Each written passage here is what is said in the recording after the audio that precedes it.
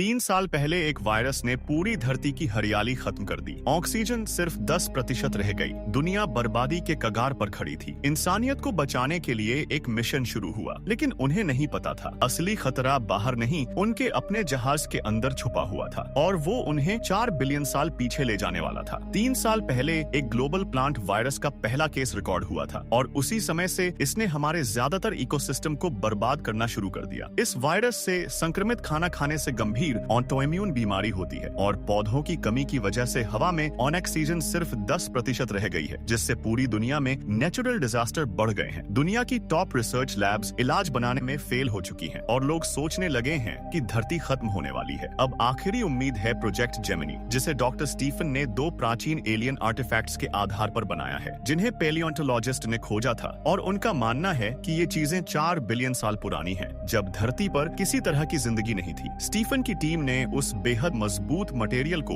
फिर से बनाया, जिससे वह स्फीयर और इंजन बने हैं। उनकी कॉपी भी बनाई और इस इंजन की मदद से उन्होंने एक जहाज बनाया जो बिना इंसान के उड़कर एक सही प्लैनेट ढूंढ आया जिसे बदला जा सके। स्फीयर का काम है जीवन बनाना और यह दर्जनों कमांड से चलता है, जिन्हें टीम ने आखिरकार डिकोड कर लिया। यह इस बात का सबूत भी है कि धरती पर जीवन एलियंस ने बनाया था। एक टीम जिसमें डॉक्टर और मिलिट्री पायलट शामिल हैं, सोलर सिस्टम TESS में जाकर स्फीयर से अर्थ 2.0 बनाने वाली है, जो यहाँ से कई 100 लाइट ईयर दूर है। स्टीफन की पत्नी एमी है, जो नहीं चाहती कि वह इस मिशन पर जाए। लॉन्च वाले दिन वह बेस पर उसे रोकने आती है, लेकिन समय पर नहीं पहुंच पाती और जहाज को जाते हुए देखती रह जाती है। जब जहाज एटमॉस्फेयर से बाहर निकलता है तो एलियन स्फीयर पर एक अजीब दरार दिखती है, जिससे लगता है कि वे अकेले नहीं हैं। एलियन इंजन टेक्नोलॉजी से एक वार्प पोर्टल खोलता है, जिससे वे ब्रह्मांड में लंबी छलांग लगाते हैं, लेकिन जैसे ही वे दूसरी तरफ पहुंचते हैं, सिस्टम एरर दिखाता है। वे TESS नहीं पहुंचे, बल्कि किसी अनजान जगह पर हैं। स्टीफन इंजीनियर पीटर को दोष देता है कि उसने कोऑर्डिनेट्स डालते समय गलती की और उसे फिलहाल ड्यूटी से हटा देता है। कुछ देर बाद जब स्टीफन आराम कर रहा होता है, उसे एमी की याद आती है और वह उस दिन को भी याद करता है जब उसने पहली बार स्फीयर चालू किया था और उसे एक अजीब इंसान जैसी आकृति दिखी थी जो तुरंत गायब हो गई थी। बाद में स्टीफन टीम से कहता है कि जंप ट्रैजेक्टरी सेट करके पता लगाएं कि वे कहां हैं, लेकिन सारा डेटा गड़बड़ है, जैसे वे तीसरे और चौथे डायमेंशन के बीच से गुजरे हों। इस बीच पीटर अपने बंकर से निकलकर एक सिक्योरिटी कैमरा ले जाता है ताकि वह अकेले स्फीयर को देख सके। तभी कंप्यूटर अनाउंस करता है कि किसी ने रिपेयर एयरलॉक खोला है और एक अनजान ऑब्जेक्ट पास आ रहा है। सब हैरान रह जाते हैं जब वे बाहर जमे हुए पीटर को तैरते देखते हैं। डॉक्टर डेविड सोचता है कि पीटर ने अपनी गलती के कारण खुद को खत्म कर लिया, लेकिन डॉक्टर लियोना मानने से इनकार करती है क्योंकि वह पीटर को 8 साल से जानती है और वह ऐसा इंसान नहीं था। स्टीफन उसे डांटता है और कहता है कि जिसने इंसानियत को खतरे में डाला उसके लिए मत रो और अब से उसकी ड्यूटी लियोना संभालेगी। बाद में डेविड बताता है कि जब उसकी बेटी मरी थी तब उसने भी सब खत्म करने का सोचा था, लेकिन उसने सोचा कि वह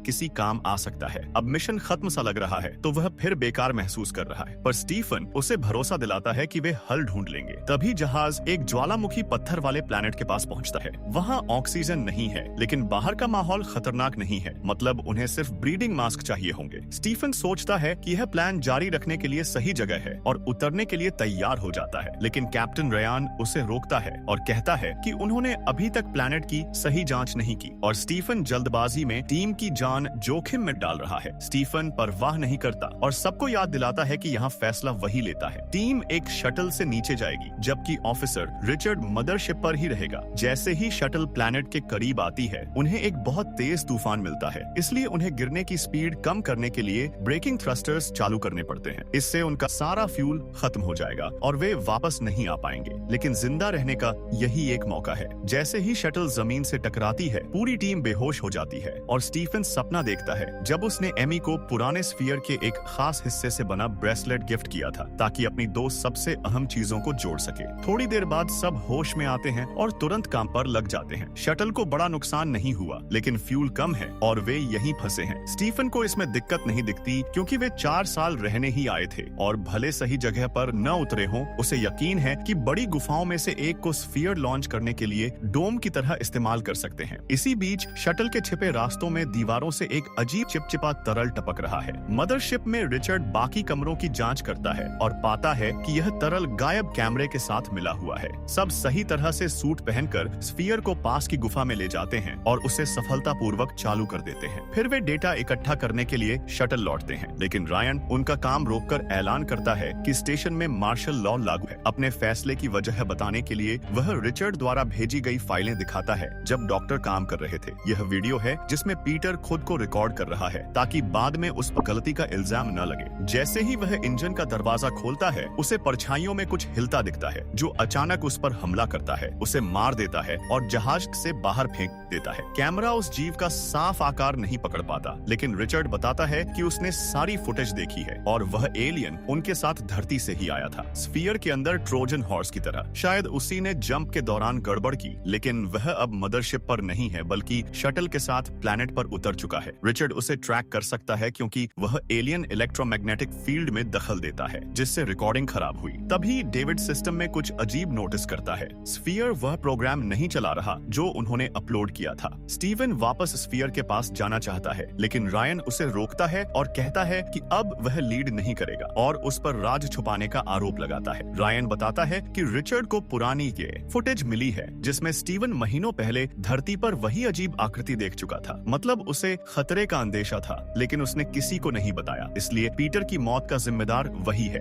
इस आरोप से आहत होकर स्टीवन कमरे से निकल जाता है और सोचता है कि उसने और डेविड ने इस प्रोजेक्ट पर कितनी मेहनत की थी। स्टीवन को पहले यकीन नहीं था कि डेविड को साथ आना चाहिए क्योंकि वह अभी भी दुख में था, लेकिन डेविड ने कहा था कि वह ठीक है और बेहतर धरती बनाना चाहता है ताकि उसकी बेटी जैसी किसी और बच्चे की मौत न हो। थोड़ी देर बाद स्टीवन डेविड से मिलता है और कहता है कि वह उसके साथ एयरलॉक से बाहर चलकर स्फीयर चेक करे। डेविड रायन की बात नहीं टालना चाहता, लेकिन स्टीवन उसे उसकी बेटी और प्लैनेट के भविष्य की याद दिलाकर मना लेता है। जैसे ही वे गुफा में पहुंचते हैं, वे देखते हैं कि स्फीयर धरती से भी तेजी से एलियन जीवन बना रहा है क्योंकि किसी ने सेटिंग बदल दी है। स्टीवन तुरंत सेटिंग ठीक करने लगता है। डेविड की बात अनसुनी कर देता है कि पहले सबके साथ बात करें। उसी समय डेविड रडार पर देखता है कि एलियन पास आ रहा है, तो वह चेतावनी के लिए गोली चलाता है ताकि स्टीवन हटे। स्टीवन भी अपना हथियार निकाल लेता है, लेकिन हालात बिगड़ने से पहले वे देखते हैं कि एलियन गुफा में दाखिल हो चुका है। स्टीवन स्फीयर का एक हिस्सा लेकर भागता है और दोनों दौड़ने लगते हैं। पीछे से उस जीव की परछाइयां और आवाजें पास आती जाती हैं। गुफा से बाहर निकलते ही उन्हें उस जीव का पूरा रूप दिखता है, लेकिन हमला करने से पहले वे शटल में घुसकर एयरलॉक बंद कर देते हैं। डेविड स्टीवन पर जान जोखिम में डालने का आरोप लगाता है, पर स्टीवन कहता है स्फीयर ज्यादा जरूरी है और अगली बार वह गोली चलाने से नहीं रुकेगा। तभी रायन आता है और डांटता है, और जब स्टीवन कहता है कि उसे रोकने के लिए ताकत लगानी पड़ेगी, रायन उसे घूंसा मार देता है। अचानक कंप्यूटर अलार्म देता है कि मॉड्यूल की सुरक्षा टूट गई है।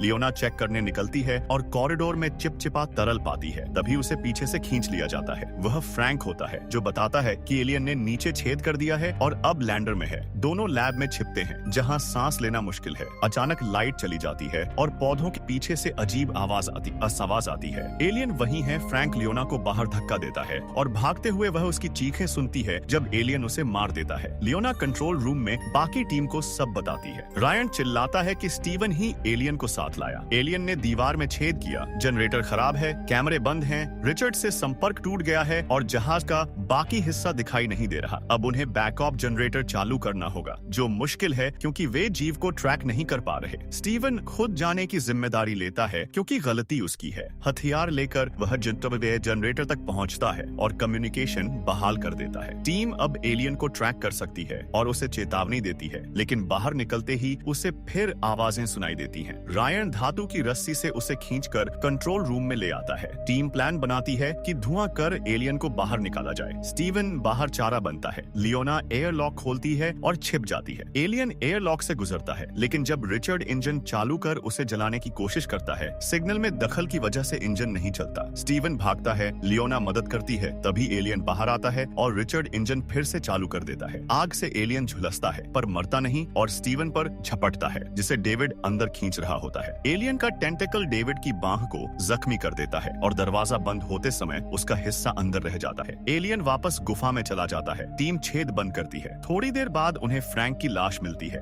दुख में लियोना खुद को खत्म करने का सोचती है और स्टीवन एमी को याद करता है। एमी उसे रोकना चाहती थी। वह वैक्सीन पर काम कर रही थी और वह गर्भवती भी थी। फिर भी स्टीवन ने धरती धरती को बचाना अपनी निजी जिंदगी से ऊपर रखा। डेविड पट्टी कराने लैब जाता है, स्टीवन टेंटिकल की जांच करता है और पाता है कि यह जीव उसी मटेरियल का बना बायोरोबोट है जैसे स्फीयर, यानी स्फीयर का असली मकसद यही जीव बनाना था। स्टीवन डेविड को बताता है कि टेंटिकल के बैक्टीरिया ने उसे संक्रमित किया है और अब उसके खून में धरती बचाने वाली वैक्सीन की चाबी है। जैसे ही स्टीवन टेंटिकल काटता है, लाइट्स गड़बड़ाने लगती हैं और उसे धरती पर दिखी वही छवि याद आती है। मतलब एलियन एक ट्रांसपोंडर है और उसकी जाति ऐसे ही प्लैनेट पर कब्जा करती है। स्टीवन कहता है उन्हें एलियन को मारकर स्फीयर की सेटिंग ठीक करनी होगी, लेकिन रायन उसे लैब में बंद कर देता है और सबकी जान खतरे में डालने के आरोप में गिरफ्तार कर लेता है। रायन कहता है कि स्टीवन के लिए लोगों की जान की कोई कीमत नहीं और डेविड भी मानता है कि स्टीवन सिर्फ हीरो बनना चाहता है, उसे इंसानियत की परवाह नहीं। यह सुनकर स्टीवन को एमी के साथ आखिरी बहस याद आती है जब उसने उस पर सेवियर कॉम्प्लेक्स का आरोप लगाया था और गुस्से में ब्रेसलेट फेंक दिया था। स्टीवन लैब में रिसर्च जारी रखता है और एक थ्योरी बनाता है जिसे रिचर्ड ट्रैवल लॉग देखकर कंफर्म करता है। वे स्पेस में नहीं, टाइम में कूदे थे। वे अब भी धरती पर हैं, लेकिन 4 बिलियन साल पहले जब जीवन नहीं था और जो क्लोन स्फीयर वे लाए हैं वही आगे चलकर पेलियोंटोलॉजिस्ट को मिलता है। डेविड की हालत बिगड़ रही है, फिर भी स्टीवन खुश हो जाता है जब उसे समझ आता है कि जो स्फीयर का टुकड़ा वह लाया था वही आगे एमी के ब्रेसलेट में लगेगा। वह उस पर मैसेज लिखता है ताकि एमी भविष्य में स्फीयर चालू करना सीख सके। उधर वर्तमान में एमी स्टीवन की लैब में आती है, मिशन फेल होने की खबर से जूझते हुए। तभी रिचर्ड स्टीवन को बताता है कि रायन स्फीयर उड़ाने के लिए बम लगा रहा है और शिकायत से बचने के लिए उसने रेडियो बंद कर दिया है। स्टीवन बाहर जाकर रायन को समझाता है कि बेहतर प्लान बन सकता है। तभी अचानक गोली चलती है और रायन मारा जाता है। यह डेविड है जो एयरलॉक से भागकर आ चुका है और इन्फेक्शन से पागल हो गया है। उसे लगता है एलियन ने उसे चुना है क्योंकि इंसान स्फीयर की गलती है। स्टीवन लियोना का रूबिक क्यूब फेंककर ध्यान भटकाता है और डेविड को गोली मारता है। डेविड घायल होकर भाग जाता है। स्टीवन बम एक्टिव करता है और बाहर जाकर फ्लेयर चलाता है ताकि एलियन उसका पीछा करे। वह उसे कंट्रोल रूम में फंसा देता है, लेकिन भागते समय डेविड उस पर गोली चलाकर उसे छिपने पर मजबूर कर देता है। तभी एलियन दरवाजा तोड़कर आता है। स्टीवन मुश्किल से बचता है। एलियन उसका पीछा करता है। कंट्रोल रूम में डेविड फिर उसे मारने की कोशिश करता है, लेकिन एलियन आकर पहले डेविड को मार देता है। स्टीवन शटल से बाहर भागता है और बम फटते ही एलियन मारा जाता है। स्टीवन कुछ पल बेहोश हो जाता है और रिचर्ड उसे कॉल करके जगाता है। रिचर्ड बचाने आना चाहता है, लेकिन तूफान तेज है। स्टीवन उसे रुकने को कहता है और खुद गुफा में स्फीयर इस्तेमाल करने लौटता है। वर्तमान में एमी को ब्रेसलेट फिर मिलता है